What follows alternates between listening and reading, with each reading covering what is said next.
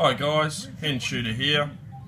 I thought I'd bring a bit of a different video today, and that's a run through of my metal detecting kit.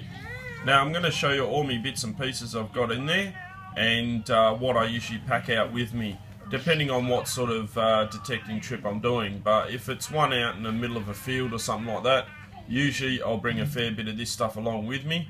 I will take it out of the metal detecting bag though and pack it into one of my packs, so it's a little bit easier for me to carry.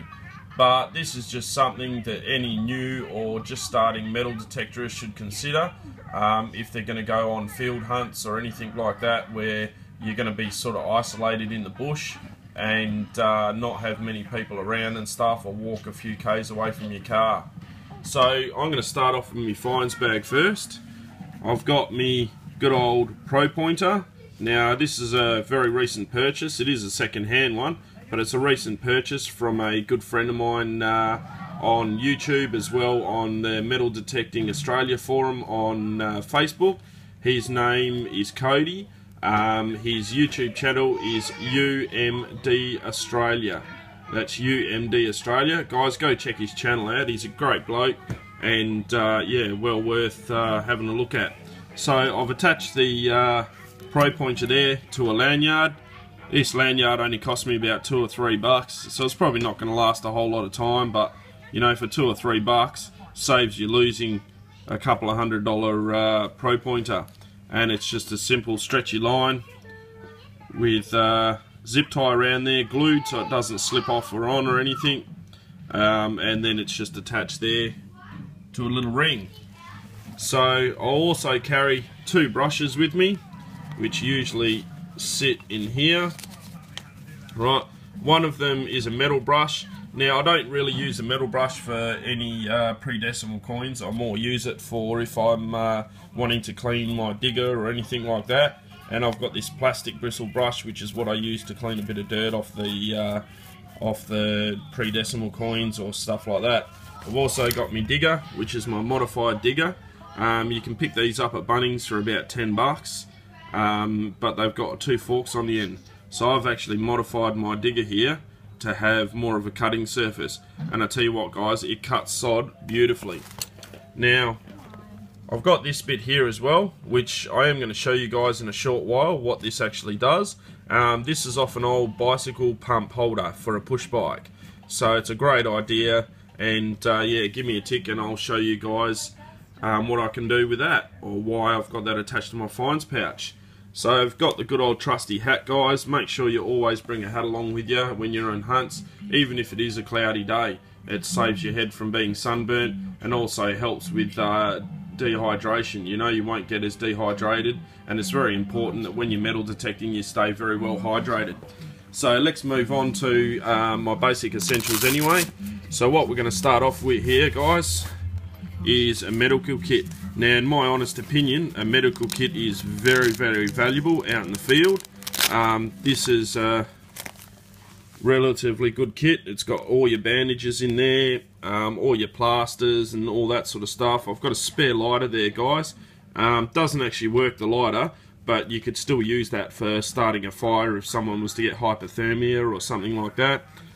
This is all your alcohol wipes, and I've also in the back there I've got a coal bag, and this here is a packet of beef jerky, guys. Now I mainly carry that because this beef jerky here is fairly high in sugar, so if someone's sugar levels do drop and they start feeling dizzy or sick out in the field, they can have a few pieces of this, and it's protein. It'll fill their stomach up if they're feeling hungry, and as well it'll give them required sugars if they need it.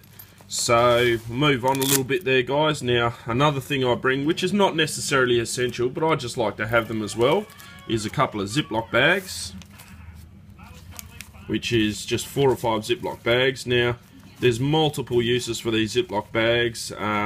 Maybe you've got something that you don't want to get wet and you have to cross a creek or something like that. I just personally think they're very good to carry with me. I've also got zip ties, which I'll just pull them out of the bag here. I've got a handful of zip ties. Now these are the same as the Ziploc bags.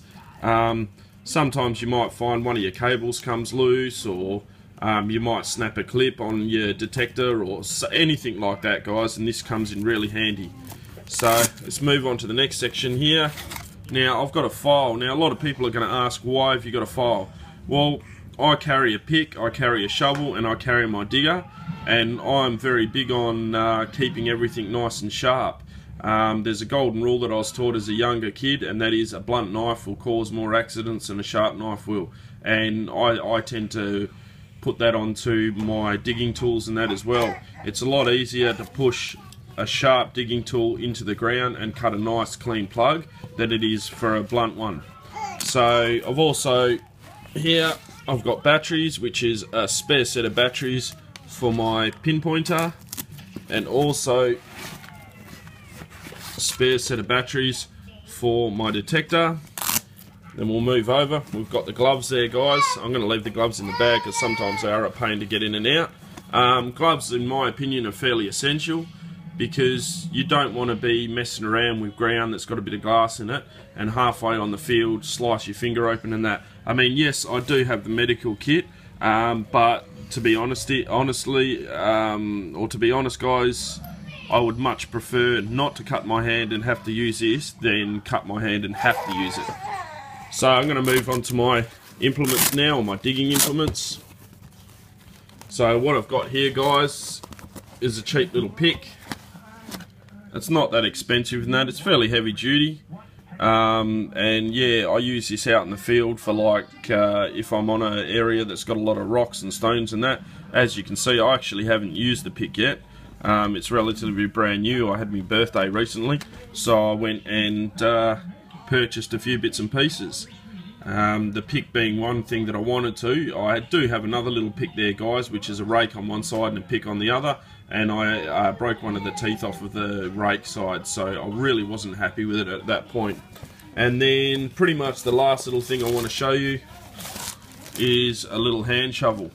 I've got the hand shovel in a bag here so that I'm not dirtying up my gear. And as you can see here, guys, when I say I like to keep my things sharpened, you can see I've sharpened that last night just so it cuts through the ground a little bit easier. This is only a small shovel, didn't cost me a whole lot. I think it was about 10-12 bucks or something like that. And yeah, I do find that is going to come in handy.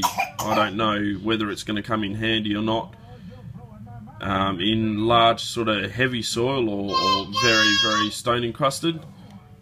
Excuse my little baby girl down there. Say hello. Say hello. Alright, back to it. So yeah, got this little shovel.